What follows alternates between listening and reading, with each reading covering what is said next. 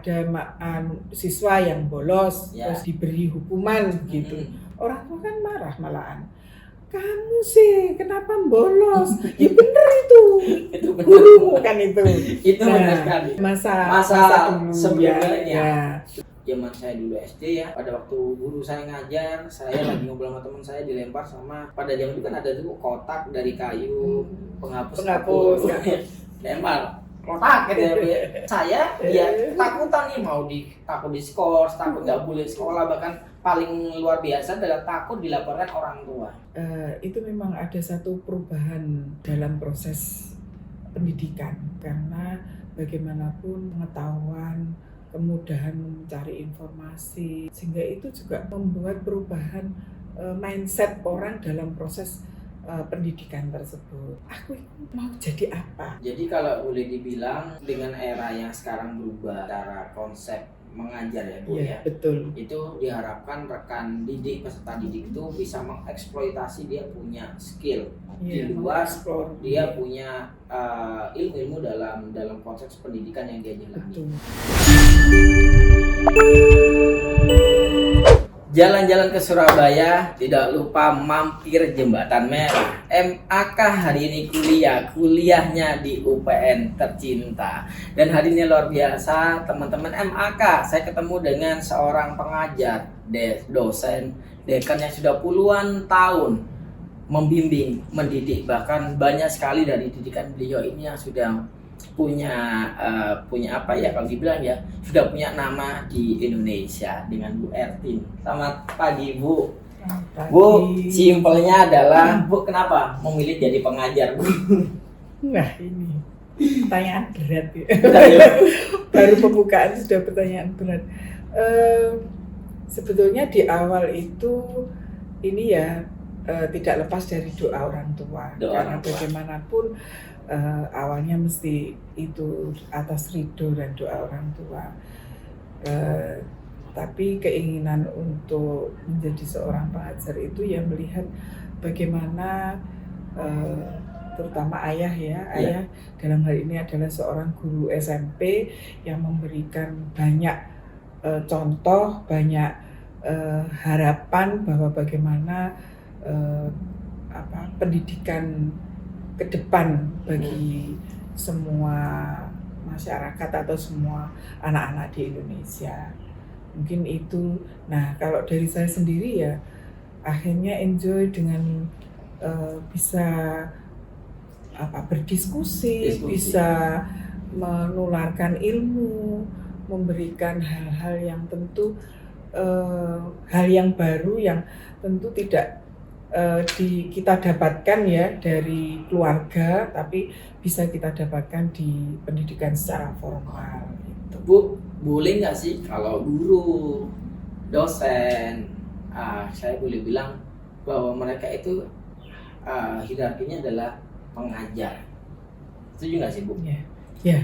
Karena terkadang kalau saya ketemu dengan mengizin nih guru-guru SD, guru-guru SMP dipanggil bu guru. Mungkin sekarang dengan nama lain adalah kalau di sekolah SDIT yang Islam itu Ustadz Ustazah. Tapi kalau ketemu dengan teman-teman dosen, bapak ibu dosen, terkadang kalau saya panggil pengajar itu mereka ngerasa, saya bukan pengajar, aku ini dosen. Sebenarnya kalau dari ilmu kalimat nih antara pengajar yang kita notifikasi dengan kalimat ada guru, ada dosen, itu sebenarnya sama nggak sih? Kalau saya melihatnya sama ya. Artinya bahwa sebetulnya dalam dunia pendidikan itu kan pasti ada seorang pendidik ya, artinya guru.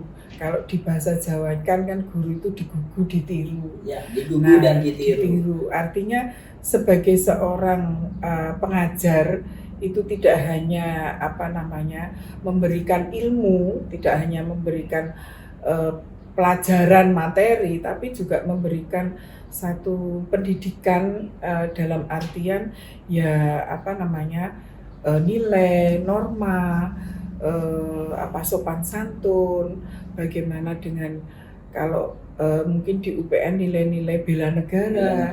Itu adalah hal yang tidak hanya sebagai materi toh, tapi itu sebagai nilai yang harus kita sampaikan, yang itu bisa memberikan pengembangan pendewasaan dalam proses berpikir.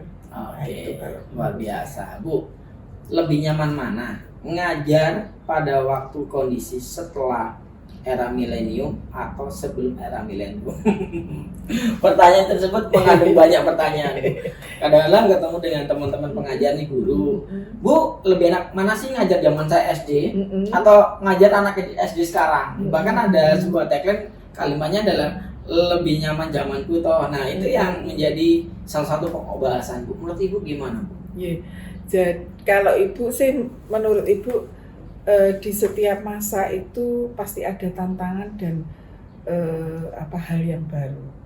Jadi untuk nyaman tidak nyaman, ya tentu memang nyaman pada masa kita gitu. Artinya karena apa? Karena pada masa kita itu ya kita kan sudah tahu, oh ini seperti ini gitu. Nah, seperti saya itu sudah 28 tahun mengajar. Almost 70% ya. Ibu udah ngajar, saya masih ke bawah. Nah, ya makanya itu. Artinya kalau menurut saya ya itu tadi. Jadi di setiap masa itu pasti ada tantangan dan keunikan masing-masing di setiap generasi. Kalau di generasinya mungkin sebelum milenium ya itu orang tua kan juga berbeda dalam proses berpikirnya. Ya. Misalkan orang tua itu lebih menyerahkan pendidikan itu ke guru. Orang tua lebih percaya kepada guru sehingga apa yang disampaikan guru itu orang tua juga akan menerima dengan baik. Nah, misalkan ada siswa yang bolos terus diberi hukuman gitu. Orang tua kan marah malahan. Kamu sih kenapa bolos? Ya bener itu. Itu guru kan itu. Itu benar sekali. Itu pada masa dulu sebelumnya. Nah, kalau sekarang kan enggak. Kadang-kadang guru itu berpikir untuk memberikan hukuman, memberikan sanksi. Karena apa? Ketika sanksi itu mau diberikan, guru juga harus berpikir bagaimana nanti dampaknya untuk si anak dan untuk dirinya sendiri gitu. Artinya kan ada orang tua yang kadang-kadang tidak terima ketika anaknya mendapatkan skorsing misalkan, "Lu kenapa anak saya?" Nah, itu yang terjadi saat ini dan di beberapa yang saya baca dan yang saya lihat dari beberapa kejadian itu, akhirnya guru ataupun dosen itu akhirnya ya sudahlah, yang penting pokoknya materi sampai terserah mau anaknya ngerti atau enggak, terus nanti hasilnya gimana ya terserah. Ada gitu. Ada, tapi bagaimanapun tetap ya kita harus memahami bahwa proses pendidikan itu tidak hanya mengajarkan materi, tapi juga memberikan pewarisan nilai-nilai dalam diri murid tersebut. Kalau kita lihat dari fenomena yang terjadi sekarang, zaman saya dulu SD ya, pada waktu guru saya ngajar, saya lagi ngobrol sama teman saya, dilempar sama, pada zaman itu kan ada tuh kotak dari kayu, penghapus lempar kotak gitu ya, namanya saya ya takutan nih, takut diskors, takut nggak boleh sekolah, bahkan paling luar biasa adalah takut dilaporkan orang tua. Nah, fenomenanya terjadi sekarang kan beda, Bu. Ibaratlah kalau dulu kuku panjang pakai penggaris yang dari kayu gitu ya, kita pun ya benar-benar ketakutan, bahkan masuk sekolah pun kalau bisa kita dengan kondisi yang benar-benar sempurna. Nah, fenomenanya terjadi adalah kebalik, Bu. Sebenarnya fakta apa sih, Bu, yang terungkap atau mungkin bisa menjadi edukasi dalam acara MAK Channel ini, Bu, MAK Network ini? Ya, kalau saya melihatnya begini ya, itu memang ada satu perubahan dalam proses pendidikan ya, perubahan dalam proses pendidikan, karena bagaimanapun pengetahuan kemudahan mencari informasi secara teknologi itu kan sekarang sangat mudah, sehingga itu juga membuat perubahan mindset orang dalam proses pendidikan tersebut. Nah, yang perlu kita pahami adalah bahwa bagaimanapun kita memang sekarang tidak boleh mendidik itu dengan rasa ketakutan. Tapi mendidik itu, kalau saya selalu mengatakan, mendidik untuk memberikan pemahaman tentang bagaimana memahami kewajiban dan tanggung jawab sebagai seorang murid ya, atau sebagai seorang peserta didik, sehingga kita memang harus merubah juga mindset sebagai seorang pendidik ini, atau sebagai seorang dosen atau guru juga, bahwa tidak dengan rasa takut, tapi dengan memberikan pengertian bahwa perlu ada rasa tanggung jawab dan memenuhi kewajiban, memenuhi kewajiban dalam proses pendidikan. Sehingga apa? Sehingga ketika mereka memahami bahwa ini loh tanggung jawabmu sebagai seorang mahasiswa atau kamu sebagai seorang murid, itu ya mereka juga paham, oh ya berarti saya memang harus melaksanakan kewajiban saya, tapi saya juga punya hak seperti ini, gitu. Nah, yang kedua adalah bagaimana menciptakan proses pendidikan itu dengan membuat kenyamanan. Artinya mereka bisa mengeksplor semua potensi yang ada dalam dirinya, sehingga bisa muncul macam-macam ya. Sekarang itu kan kalau dulu pekerjaan itu kan petani, pedagang, nah sekarang itu kalau kita melihat saja satu pekerjaan itu bisa dengan berbagai macam. Misalkan kalau pekerjaan kita di bidang ekonomi begitu. Nah, sekarang kan ada ekonomi itu mungkin di bank, mungkin di koperasi, mungkin semakin luas, semakin beragam. Sehingga itu juga harus membuat siswa didik itu mengeluarkan potensinya untuk memberikan, aku mau jadi apa? Itu loh.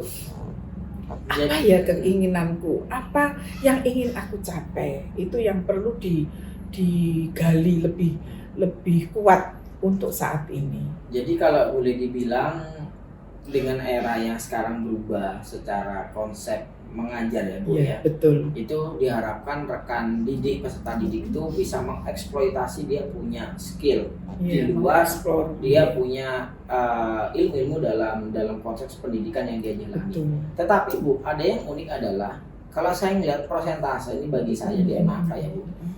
Persentase anak sukses itu diajarkan dengan konsep ketakutan yang dulu pernah saya rasakan.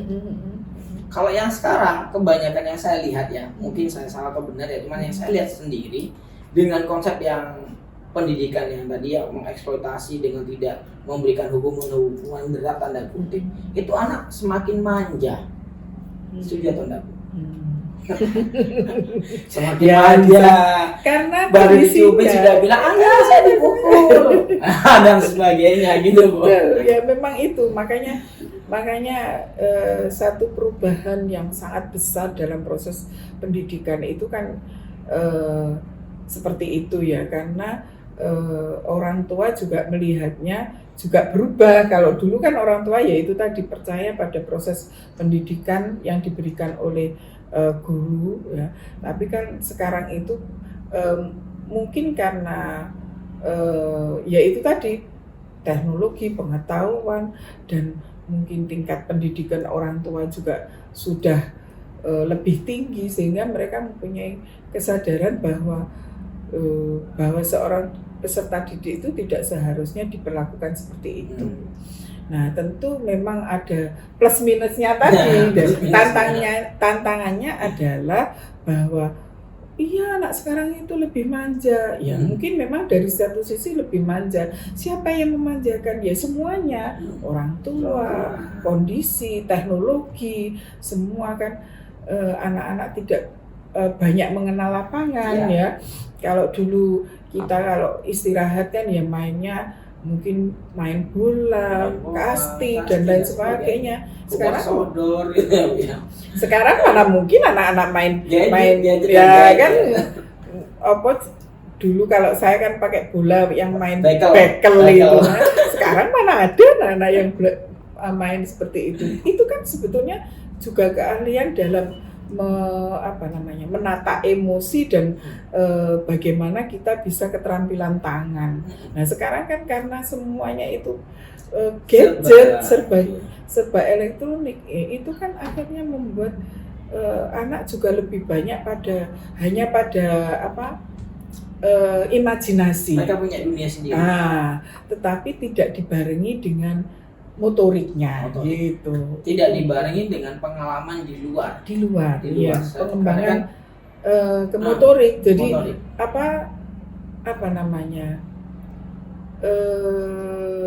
lebih kepada kemampuan dalam yaitu tadi imajinasi, sehingga itu juga mempengaruhi sikap ya, mempengaruhi sikap pemikiran karena mereka tidak bisa langsung melakukan kegiatan problem solving.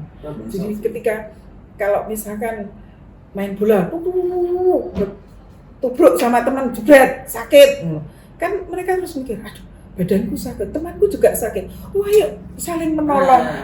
Nilai-nilai itu kan kalau main di gadget nggak ada gitu loh. Terus kamu sih, minta maaf ya, aku minta maaf tadi saya kena tanganku, itu kan bagaimana dia sebagai individu itu bisa menyelesaikan masalah ketika ada benturan tadi, ada konflik dengan temannya, dia berpikir saya ini bermasalah dengan teman saya, bagaimana menyelesaikan. Nah itu yang mungkin kalau ini bisa juga menjadi proses penyelesaian dengan menggunakan teknologi maupun gadget, tapi kan tidak secara langsung melihat pengalaman langsung itu yang hilang itu. Jadi kalau dibilang ada peribahasa kejelah ilmu sampai ke negeri Cina, sekarang kejelah ilmu hanya di gadget gitu. Ini banyaknya berita atau fakta, kita bilang fakta di media yang kita baca, kita dengarkan juga bahwa mohon maaf ya Bu, banyak sekali murid yang melaporkan sesuatu hal konflik yang sebenarnya bukan konflik ya, teguran oleh pengajar ke murid menyampaikan ke orang tua, entah ditambahkan, dikurangi atau diinovasi caranya sehingga larinya ke arah pidana. Dilaporkanlah ke instansi terkait. Respon dari teman-teman pengajar gimana? Ya itu tadi akhirnya ada perubahan mindset dalam proses mengajar. Ya yang saya sampaikan tadi, misalkan sing penting saiki materi sampai selesai, terserah mau gimana gitu. Tugas juga gitu. Terus pokoknya tugas ada, dikumpulkan atau nggak mengumpulkan terus tergantung dinilai saja, misalkan seperti itu. Jadi kadang ada beberapa yang menerapkan seperti itu, tapi masih banyak, saya kira banyak sekali pengajar yang masih mengajar dengan tidak hanya untuk memberikan teori, tidak hanya memberikan materi, tapi juga tetap memberikan nilai-nilai bagaimana sebagai seorang individu yang baik dalam proses pengembangan pribadi. Saya yakin masih banyak, artinya saya juga masih banyak menemui misalkan dosen yang tetap menegur atau menyampaikan bahwa tugas harus jam sekian, wajib harus dikumpulkan. Ketika tidak dikumpulkan, ya sudah. Nah itu ada. Terus kalau misalkan kesepakatan awal, ketika kuliah telat 15 menit tidak boleh masuk. Nah itu masih banyak yang seperti itu. Artinya itu proses pendidikan disiplin, menghargai dosen, terus bagaimana menyampaikan juga proses-proses pendidikan itu saya rasa masih Dan ada. kalau saya yakin nih, modal salah. Dosen-dosen atau pengajar yang melakukan hal yang sama seperti dulu itu rata-rata di usia yang sudah parubaya Bu ya. Jadi dosen-dosen pengajar lama yang masih memegang norma-norma bahwa saya ini pengajar, saya bertujuan itu memberikan sharing edukasi ke Anda dan saya membimbing Anda. Kalau mungkin pengajar sekarang Bu, dengan dia dibesarkan sebagai pengajar di era milenium yang banyak sekali fakta kejadian yang luar biasa ya. Itulah mungkin yang menjadikan momok bagi pengajar baru-baru ini. Ya udah deh, saya ngajar, pokoknya ilmunya saya kasih, teorinya saya kasih, tak kasih tugas, kumpulkan atau tidak terserah. Benar Bu? Masih setuju dengan kalimat enggak Bu? Enggak. Oke. Enggak. Saya menemui beberapa dosen muda yang sangat kredibel, yang sangat memegang teguh dengan peraturan-peraturan akademik. Begitu justru dosen-dosen muda ini kadang-kadang yang begitu keras tentang plagiasi, juga begitu keras tentang disiplin. Jadi saya rasa karena menjadi seorang dosen itu adalah pilihan ya dan panggilan, karena tidak semua orang juga mau sama seperti menjadi seorang guru. Artinya ketika mereka memilih profesi itu pasti di belakangnya itu sudah ada hal-hal atau nilai-nilai yang dibawa. Saya salut karena beberapa dosen muda ini keras sampai saya malah saya yang diingatkan, Ibu kok gitu ya, artinya ya karena mungkin kan kasihan loh, kok kasihan, nggak boleh kasihan. Jadi malah diingatkan sama dosen-dosen baru ya. Ada beberapa dosen baru. Oke, kita lari ke arah sistem pendidikan Bu. Kalau yang saya tahu, beda menteri, beda sistem. Beda menteri, beda sistem. Dari sisi pengajar Bu, nyaman yang mana sih Bu? Kalau saya dulu SD ya, mungkin tahun 90-an teman-teman MAK. Saya masih di catur ulang. Bahkan ada CAU 1, CAU 2, CAU 3 gitu ya. Ya ada ulangan namanya dulu kalau nggak salah, bukan UTS, ujian CAU kalau nggak salah ya dan sebagainya. Lagi beda dengan sekarang ada yang namanya sistem pendidikan sejahtera. Bahkan kalau saya ketahui baru-baru ini juga sudah mulai diterapkan di beberapa sekolah, terutama sekolah dasar Bu, full day program edukasi dan sebagainya dari pengajar Bu. Dengan fakta yang ada, apa responnya? Kira-kira apa yang membuat oke ini lebih baik dari yang lama atau ini yang lama tidak lebih baik dari yang baru? Ya kembali lagi ya, karena proses belajar mengajar itu memang juga harus berkembang sesuai dengan kondisi situasi, sesuai dengan perkembangan zaman. Artinya itu memang harus beradaptasi dari perkembangan semuanya tadi, teknologi, kondisi global ya. Dan saya rasa kita melihatnya itu ya dari sisi pengajar ya memang merepotkan. Jelas itu sangat merepotkan dan tugas pengajar itu secara administratif sekarang tuh juga semakin banyak. Tapi ya kembali lagi bahwa proses itu memang harus terjadi. Jadi kalau saya melihatnya yaitu tadi di satu masa dengan masa yang lain itu pasti mempunyai tantangan yang berbeda. Pasti mempunyai hal-hal baru yang perlu memang harus kita terapkan. Jadi kurikulum pun demikian, karena saya melihat setiap kurikulum itu ya memang ada plus minusnya, sehingga saat ini pun kami dengan kurikulum Merdeka itu pun juga banyak hal yang harus harus disesuaikan. Tapi kembali lagi bahwa memang ada beberapa hal yang kita melihat bahwa itu adalah untuk menjawab tantangan era sekarang gitu. Jadi tidak hanya murid yang belajar, Iya, pengajar pun juga pengajar pun belajar. harus belajar terus. Jadi perkembangan itu harus selalu kita ikuti ya. Saya dulu waktu